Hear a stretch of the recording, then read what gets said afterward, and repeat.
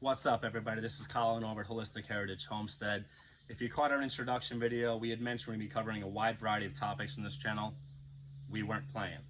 We're going to get into a lot of different things, and throughout our videos, because we have a holistic approach, you're going to see seeded and sprinkled throughout those videos a crossover of different topics. We want to give you as much value as we can, right? So today I'm very excited to be talking about how you can develop work ethic, passion, and self-discipline in your children. Before I get started, real quick, a couple of you had asked about the shirt that I wore in one of the videos. We went to the Homesteading Expo a few weeks back, which was amazing. And we were so lucky to have met Zach Bauer from An American Homestead. His channel on YouTube, amazing, check it out. What a reservoir of knowledge. And what a gentleman, what a nice guy. In New York, we would say he's a stand-up guy. Zach, you're a stand-up guy, man. Awesome to meet you. So if you like this shirt, it's bold. My wife and I had to show support. It's very much us and right in your face. It might be sold out because it's one of his top sellers, but jump over there, check it out. See if you can show him some support as well. Back to the topic. So when you talk about children, people get very defensive. It's a sensitive topic. They feel almost assaulted. Don't tell me how to raise my kids. What do you know? You've only got one kid. You don't have 10 kids. Or you don't have a boy, you might have a girl, or you don't have a girl, you have a boy. People get caught up in this idea that you can't learn from other people. Let me tell you something. Unapologetically, before I even had a child of my own, I was full of what I would consider solid advice for some parents. And they would say, but you don't know, you don't know. And they're partially right, because a good friend of mine said, you're not really going to know. He's like, Colin, listen, man. You know, you're a cerebral guy, you're a logical guy, and you know a lot of stuff, but he's like, when you have your own kid, you're going to learn real quick. Because especially if you're a hands-on parent, they will teach you so much. So learn from your children, learn from others, people that have kids, that don't have kids. Just have an open mind. I'm not an expert. These are just things that have worked for me, for my wife, things that work in our household. So we have a child of our own. So as parents, we try this stuff all the time. We experiment with different techniques all the time. But I was also blessed to teach martial arts for a large portion of my life. And I had amazing mentors who hammered into me to be a student of my craft and really learn about child psychology, really research teaching methodologies and delivery systems. And, you know, we were involved in National Association of Professional Martial Artists and really tried to be masters of our craft, right? So I was teaching 3 years old to senior citizens, all different shapes and sizes, attitudes, personalities, rich, poor, inner city, tragic childhoods, or what they would call damaged kids, which is heartbreaking, right? And often these parents who were not very hands-on would drop their kids off of the dojo, like some parents do with coaches, and say, hey, change their lives, make them better. I don't want to be, which is horrible, but it's true. But the crazy thing is, working with these kids a handful of hours a week, we did make changes. We did see progress. We were able to see kids turn their lives around and really see quantifiable character development in these kids just from putting our hearts into them and caring, right? So jumping right into it, one of my first tips would be, how do you instill work ethic? How do you make tasks or chores something enjoyable? Kids don't know what's enjoyable, what's work or not. We define it. We tell them. They see by observing us, right? So, for example, instead of, listen, you better finish your homework, all right? Because you have to get your workout in. You go with daddy and do your workout right now. Go. Or, if you do a good job and finish your homework, we will let you play the push-up game with daddy. Simple, right? But how many of you are actually doing stuff like that? How many of you are saying, listen, if you clean up your toys, which is a good thing, I'll let you go with daddy and take care of the chickens today, but you gotta clean up your toys, okay? If you clean your room, I'll let you move some topsoil with daddy. You can play the topsoil game. See how strong you are. See how much you can move. You can maybe beat daddy today. You gotta make it a game, folks. You gotta disguise repetition.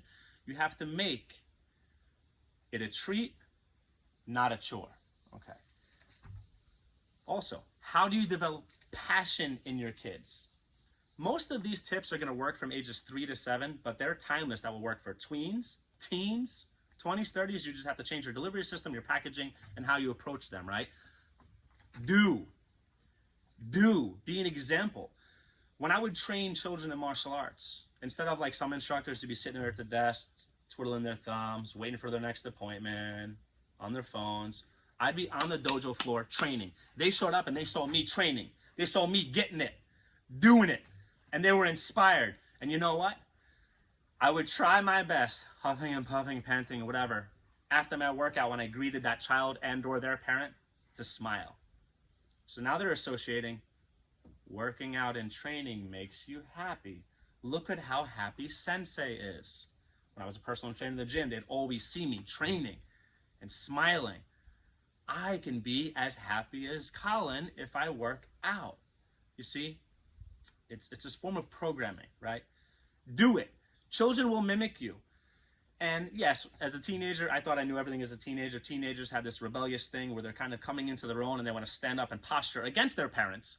But teenagers, they're not going to tell you, but they still look up to you. Contrary to what society says, where they just give up on you, there's still that in their heart, you're still their hero, right? But for young kids, from birth to 7, they're so malleable and they really do look at you as a superhero. It's great. Take advantage of it. That's your chance to be the example. Be the example. You don't want to use fear. You want to use leadership, right? You want to be the spearhead. You want to be in the front of the battle. Let them see it. Let them observe you. Let them see you outside gardening. Let them watch you tend to the animals, and they're going to want to be with daddy. They're going to want to be with mommy and do what they do. Do it. Don't just tell them to do things. Don't say a word. Say nothing. Do. Last, how do you develop self-discipline, right? Praise. Discipline itself is important in the sense of disciplining your kids. They have to be reprimanded, put in the corner, time out, take their technology away, whatever works, okay? But what's going to work a lot more is what you focus on is what you're going to get.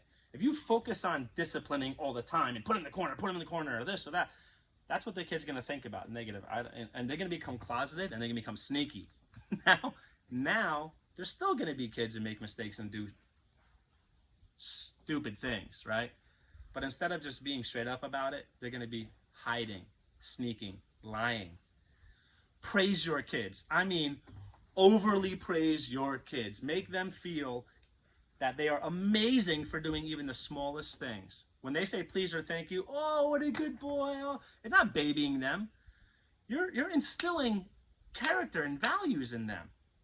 Fear is going to make them sneaky. So instead of saying, also when they do something, no, that's wrong. This is a great tip for training in martial arts. No, that's wrong, Johnny. Don't do that. Do this. Okay, that might work. It might work for some kids, some thick-skinned kids, right? But how about this? Try this. Try this with your business life, your sales life. Instead of no, hey, that was great, Johnny. I see what you did there. You want to try it this way. See if this works better for you. This is really good. I like to do it this way. Try this. It's palatable. It's approachable now. Now they're interested. They weren't wrong. So you didn't, when you tell a kid they're wrong or no or reprimand them, you may not know it unless you're studying their oculesics, their eye movements, their kinesics, their body movement. You're not going to know, but you just broke their heart. You took their little hearts and you crushed it, right? And yeah, there's a time for that. And as you get older, you get a little more direct and a little more frank. But when they're young, folks, praise, praise, praise. You get more with people with honey than you do vinegar. Be sweet. Now your kid is, instead of being disciplined. I know kids who are pretty disciplined and they'll do what they need to do, and their parents, they live in their house, they abide by the rules, they help out, they do the chores, they do the communal stuff in the household. But once they're out of the house, they become a nightmare because there's no self-discipline. Self-discipline is intrinsic, it's built in, it's inherent, right? Discipline says, I have to do the dishes because dad's going to get mad at me.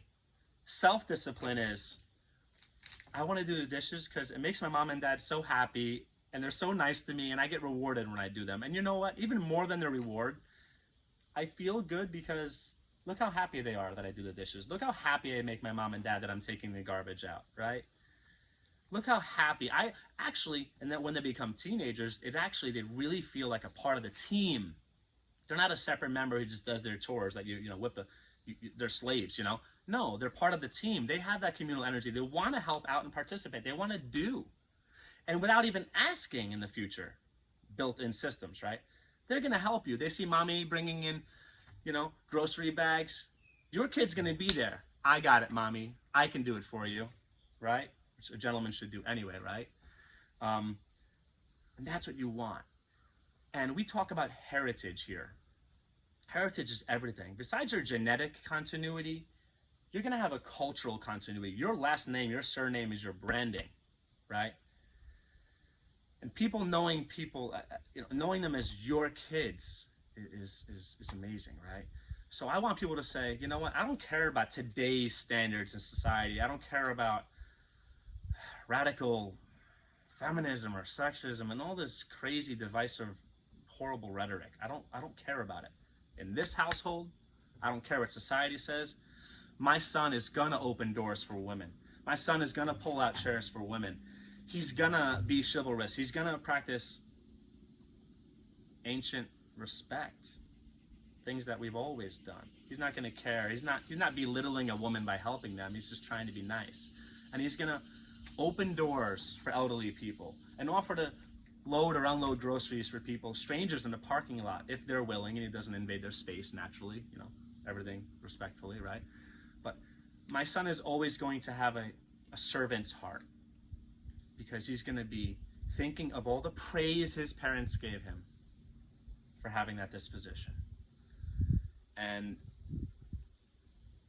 again, you have teenagers, you could do the same thing. You don't have to baby them as much, but listen, hey, you want to come take a ride with daddy? I'm going to take a trip to pick up some grain or pick up some groceries. I could really use your help. I would really appreciate it. That's different than getting in the car. I need a pair of hands. Children are the future. They literally are the future. They're our pride and joy. They're our biggest investment. Take time, invest in them. Teach them everything you know. Shape them. And just like a garden, just like a good seed, step back. Because the work ethic, the passion, and the self-discipline will already be there. And just watch them grow. Thanks for your time, folks. Hopefully some of this stuff was good to you. Maybe you pick up a little trick or some phraseology. You could learn how to package something different. Try it. Let me know how it works for you. Throw some stuff in my direction in the comments section that has worked for you, that maybe I could benefit from or I could learn from. I'm an open book. I'm ready to learn. So thanks for your time. Take care, folks.